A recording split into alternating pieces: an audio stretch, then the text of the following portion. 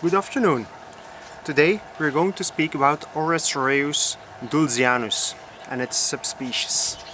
This species, Oreocereus doelzianus, is perhaps better known as Morawetzia doelziana. We have three subspecies. This is the first subspecies. This is just the subspecies doelzianus.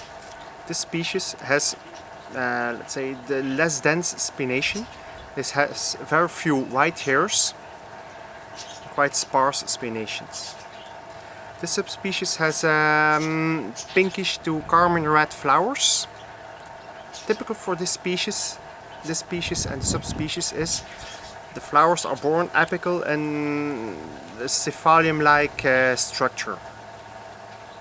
Once the plants reach flowering age, each stem can flower a few years, but after a few years you see the stem dies back, as you can see here.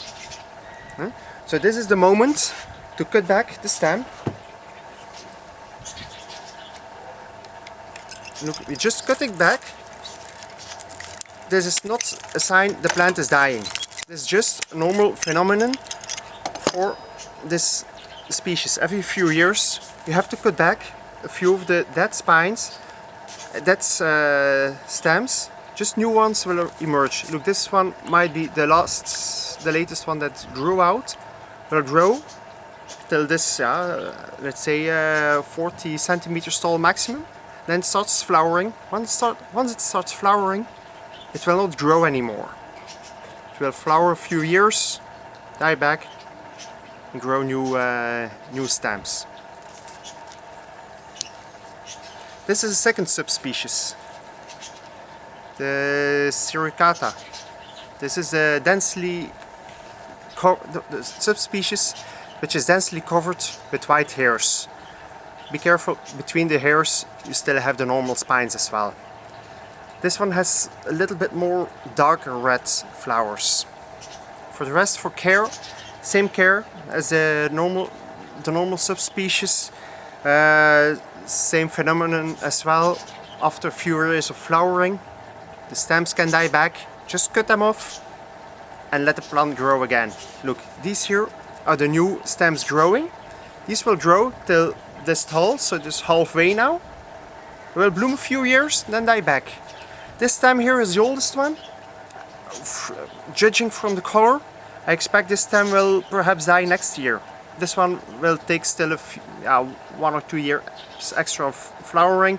This one will probably die next year.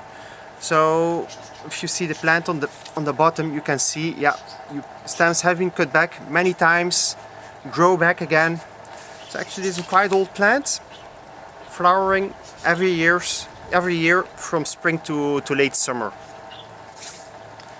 Then we still have a third subspecies, the Calvus subspecies. I still have smaller seedlings, but it's not really worth showing now. They're still too small.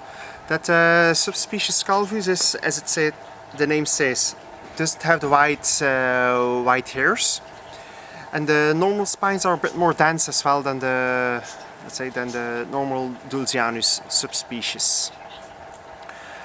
The three subspecies come from central Peru, on 2000 meters and higher in the Andes.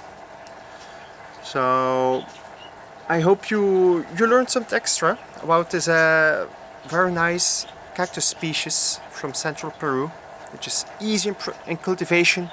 It can even withstand a few degrees of frost when dry, of course, but it's just a very easy species to grow and to see blooming.